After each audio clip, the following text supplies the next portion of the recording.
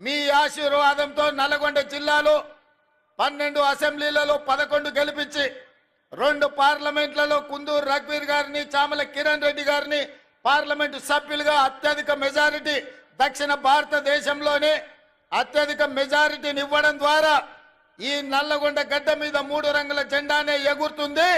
మీ భుజాలు కాయలు కాసేలా ఈ జెండాను మోస్తాం.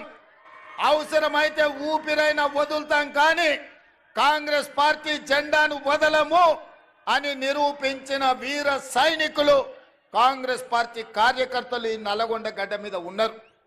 మరి ఇంత మెజారిటీ ఇచ్చి ఈనాడు ఇందిరమ్మ రాజ్యంలో మీరు ప్రభుత్వాన్ని ఏర్పాటు చేసినప్పుడు మా బాధ్యతగా భావించి మొట్టమొదట పెద్దలు ఉత్తమ్ కుమార్ రెడ్డి గారికి సాగునీటి పారుదల శాఖ మంత్రిగా వారికి బాధ్యతలు అప్పచెప్పిన సోనియా గాంధీ, రాహుల్ గాంధీ, మల్లికార్జున్ ఖర్గే గారు ముందు నేను ఒకటే మాట స్పష్టంగా చెప్పిన, నల్లగొండ ప్రాంతం చైతన్యం గల ప్రాంతం. నల్లగొండ ప్రాంత ప్రజలు చాలా మంచి వాళ్ళు. మంచిగా ఉన్నంతసేపు, వాళ్ళ మంచి కోరుకున్నంతసేపు మనకు అండగా నిలబడతారు. ఎప్పుడైతే వాళ్లకు మన పట్ల అనుమానం వచ్చినా వాళ్ళ అభివృద్ధిని అడ్డుకుంటే బండకేసి కొడతారు నల్గొండ జిల్లా ప్రజలని చెప్పడం ద్వారా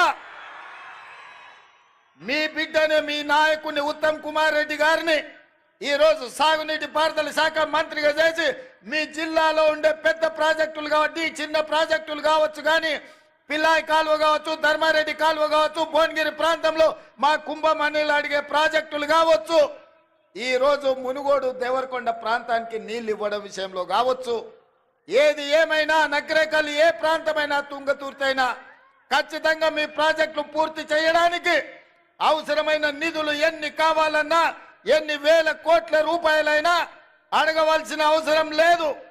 మీరు బాజాప్తా తీసుకోండి అని మా ఆర్థిక మంత్రి, ఉప ముఖ్యమంత్రి వర్యులు బట్టి విక్రమార్క గారు ఈరోజు అనుమతి ఇచ్చిండ్రు.